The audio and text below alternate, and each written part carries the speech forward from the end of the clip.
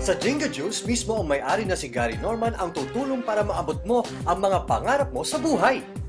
Ang 10 years expertise niya sa sales and leadership kung saan siya nagtagumpay. Libre niya itong ituturo sa lahat. Isa to sa bunga ng pagsisikap ko at bilang pasalamat, papunta na rin ako sa inyo para matulungan ho kayo. Nga pala yung dinadala kong sakyan pag pupunta ako sa ibang lugar, lalo dito sa Luzon. Ako ho, dating simple pa ko lang, pero ang dinadrive ko kong coffee ngayon bilang na bilang ko dito sa Pilipinas. So, nakaka-overwhelm ko. Ang maganda dito sa Jinga Juice, alam ko lahat ng pangangailangan nila, kaya pinaganda ho namin ng todo yung sistema ho ng negosyo, pati yung produkto ho namin. Maraming karamdaman ang nalunasan ng Power Health Drink na ito. Meron kasing dalawang superfoods, ang wheatgrass at guyabano, na nagbibigay ng maraming health benefits sa katawan at cancer fighter pa. Sa ganda ng produkto, pumapatok ngayon ang Jinga Juice sa buong bansa. First of all, I'd like to say thank you to the public for the overwhelming response to Jinga Juice. No, our sales expectation have been triple actually. Gusto ko pa po ngayong imbitahan, the professionals, the doctors, the lawyers, yung mga managers po dyan. Lahat po tayo, nag-iisip po tayo ng magagawang extra income after work. E di pumunta na lang po kayo dito sa Jinga Juice at gawan po natin ng negosyo yung extra time po natin. Di na po kayo kailangan mag-intay po ng 20 years, makakuha lang po tayo ng retirement po natin. So lahat po ng extra time po natin, gawin na po nating Jinga Juice. Ipinagpalit ni Chito Alcantara ang 11 years employment niya sa bangkong pinapasukan, kapalit ang negosyong alok ng Jinga. Ang empleyado kasi minsan nakarely ka lang sa benefits, no? Nakarely ka lang sa mga loans, pero pagtanungin mo kung nakaipon ka or ano ba na-save mo, medyo hindi rin ganun kabilis. Kaya nung napunta ako sa Jinga, nakakagulat talaga. Imagine mo, for first 5 months, no, nakakuha ko ng isang Fortuner 2013. Kasi ito kasing kagandahan ng negosyo sa Jinga, kitang-kita mo na kung paano mo gawin or paano kikita ang business mo.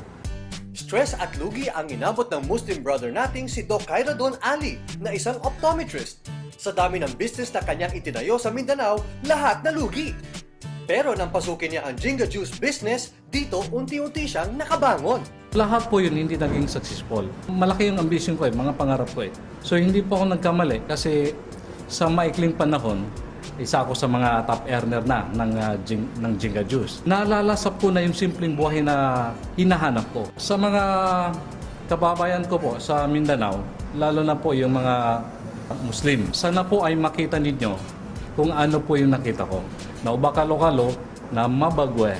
So kaya pakasuldan sa Jinga datara sistema na mala amya salinsi ko, ginawa ko, agusi ko pamilya ko. 16 years na magkaibigan si Gary Norman at James Cervantes. Sabay nilang nakamit ang lahat ng pangarap nila sa buhay. At hindi siya nagdalawang isip na samahan ng kaibigang si Gary sa bago nitong business, ang Jinga Juice.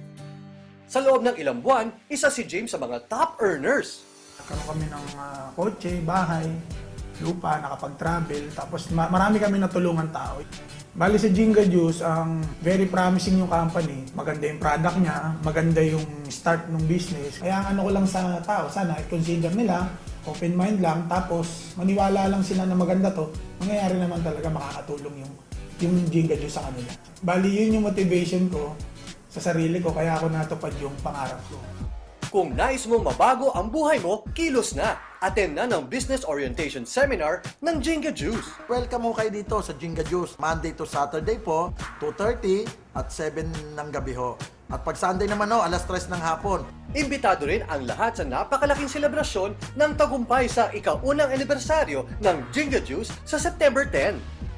So excited ho kami lahat no kasi isang taon na ho ang Jinga Juice. So ito po ay gagawin namin ang first year anniversary namin dito po sa may SMX Convention Center. September 10, alas 5 ho ng hapon. So meron ho kaming pre-concert na pwede hong panoorin ninyong lahat. At welcome ho kayong lahat.